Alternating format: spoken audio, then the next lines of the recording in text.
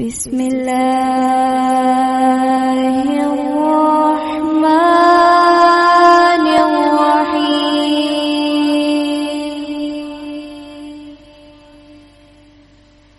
تبارک الذی بیدہ الملک وہو علی کل شیء قدیر۔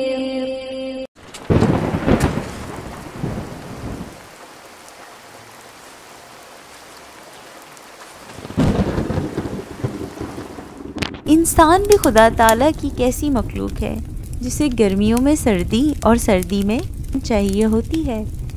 پیارے دوستو، جنوری کے مہینے کی ٹھنڈی ٹھنڈی رات اور بون فائر کے پاس بیٹھ کر آج میں آپ کے پاس کہانی کا اگلا حصہ لے کر حاضر خدمت ہوں۔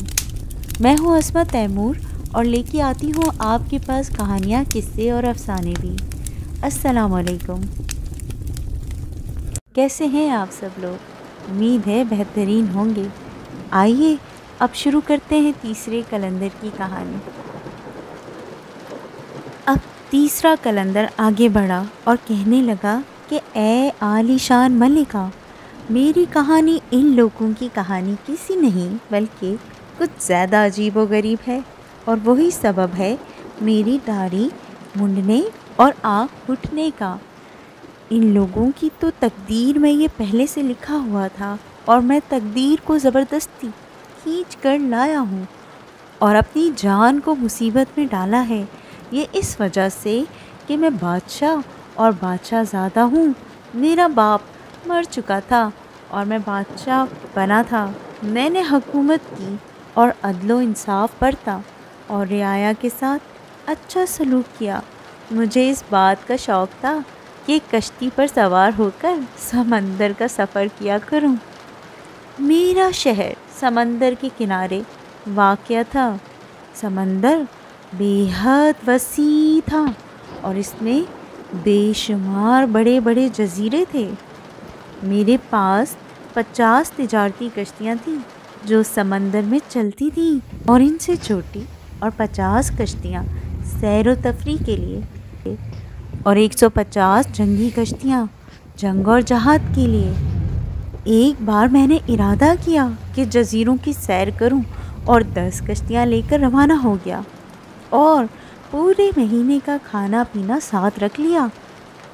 20 دن چلنے کے بعد ایک رات مخالف ہوائیں چلنے لگیں اور سمندر میں سخت تلاطم اٹھا اور موجیں تھپڑے مارنے لگیں، یہاں تک کہ ہم زندگی سے ہاتھ دھو بیٹھے۔ چاروں طرف اندھیرا ہی اندھیرا تھا۔ میں اپنے دل میں کہہ رہا تھا کہ کسی کا اپنے آپ کو خطرے میں ڈالنا کوئی تعریف کی بات نہیں ہے، خواہ صحیح و سلامت ہی کیوں نہ پہنچ جائے۔ ہم خدا سے دعائیں مانگتے اور عاجزی کرتے تھے، لیکن رات بھر مخالف ہوائیں چلتی اور موجیں تھپڑے مارتی رہیں۔ جب تڑکا ہوا تو ہوا تھمی اور سمندر ساخت ہوا۔ اس کے بعد سورج نکلا اور ہم ایک جزیرے میں پہنچے اور خشکی پر اترے اور کھانا پکا کر کھایا اور 2 دن آرام کیا۔ 20 دن اور سفر کرنے کے بعد ہم نے دیکھا کہ پانی پھر ہم پر اور ناخدا پر تھپیڑے مار رہا ہے، اور ناخدا راہ بھول گیا ہے۔ ہم نے دید بان سے کہا کہ مستول پر چڑھ کر سمندر کو دیکھ۔ دید بان مستول پر چڑھ کر دیکھنے لگا اور ناخدا سے کہا، اے ناخدا، مجھے داہنی طرف ایک بڑی مچھلی پانی کی سطح پر دکھائی دیتی ہے، اور سمندر کے وسط میں دور سے ایک دھبا سا نظر آتا ہے جو کبھی سیاہ اور کبھی سفید ہو کر چمکتا ہے۔ جب ناخدا نے دید بان کو یہ کہتے سنا تو اس نے اپنی پگڑی نیچے پٹکی اور اپنی داڑھی نوچنے لگا اور لوگوں سے کہا کہ تباہی کی خبر ایک دوسرے کو پہنچا دو، ہم سب کی تباہی کی، کیونکہ ہم میں سے ایک بھی نہیں بچے گا۔ یہ کہہ کر وہ رو پڑا اور ہم سب کے سب رونے لگے۔ میں نے کہا کہ اے ناخدا، کہہ تو صحیح کہ دید بان نے کیا دیکھا؟ اس نے کہا کہ جس روز طوفان اٹھا تھا ہم راستہ بھول گئے تھے، اس کے بعد 2 دن تک ہوا بند رہی اور ہم ٹھہرے رہے اور سمندر میں راستے کا پتہ نہ چلا۔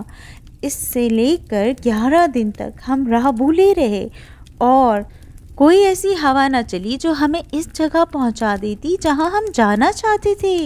کل شام کو ہم ایک کالے پتھر کے پہاڑ کے پاس پہنچیں گے جس کا نام مقناطیس پتھر ہے، اور پانی ہمیں زبردستی اس کے نیچے کھینچ لے جائے گا اور کشتی کی ساری کیلیں پہاڑ کی طرف کھینچ کر اس میں چمٹ جائیں گی اور کشتی کے تختے الٹ ہو جائیں گے۔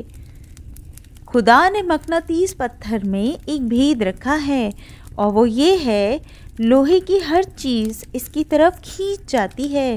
اس وجہ سے اس پہاڑ میں بے حد لوہا اکٹھا ہو گیا ہے جس کی مقدار سوائے خدا کے کسی کو معلوم نہیں، کیونکہ قدیم زمانے سے لے کر اب تک اس پہاڑ پر بے شمار کشتیاں ٹوٹ چکی ہیں۔ سمندر سے ملا ہوا ایک پیتل کا گنبد ہے جو 10 کھمبوں پر رکا ہوا ہے۔ گنبد کے اوپر پیتل کا ایک گھوڑا اور ایک سوار ہے، اور اس کے ہاتھ میں پیتل کا ایک نیزہ اور سینے پر سیسے کی ایک تختی آویزاں ہے جس پر مختلف اسماء اور طلسمات کندہ ہیں۔ اس کے بعد اس نے مجھ سے کہا کہ بادشاہ سلامت لوگوں کی تباہی کی وجہ یہی سوار ہے جو اس گھوڑے پر ہے۔ جب تک یہ سوار اس گھوڑے پر سے گر نہ جائے نجات کی کوئی صورت نہیں۔ اے مالکہ، یہ کہہ کر وہ زار رونے لگا اور ہمیں اپنی موت کا بالکل یقین آ گیا۔ ہم میں سے ہر شخص اپنے اپنے رفیق سے رخصت ہوا اور آخری وصیت کی، اس خیال سے کہ شاید وہ بچ جائے۔ اس رات ہم میں سے کسی کو بھی نیند نہ آئی۔ صبح ہوتے ہی ہم اس پہاڑ کے قریب پہنچ گئے اور پانی ہمیں زبردستی کھینچ کر اس کے پاس لے گیا۔ جب کشتیاں اس کے نیچے پہنچتی تھیں تو تختے الگ الگ ہو جاتے تھے اور کیلیں اور باقی لوہے کی چیزیں نکل کر مقناطیس پر چلی جاتی اور جالی کی شکل میں اس سے چمٹ جاتی تھی۔ شام کے قریب ہم اس کے ارد گرد چکر لگانے لگے۔ بعض ہم میں سے ڈوب گئے اور بعض بچ گئے۔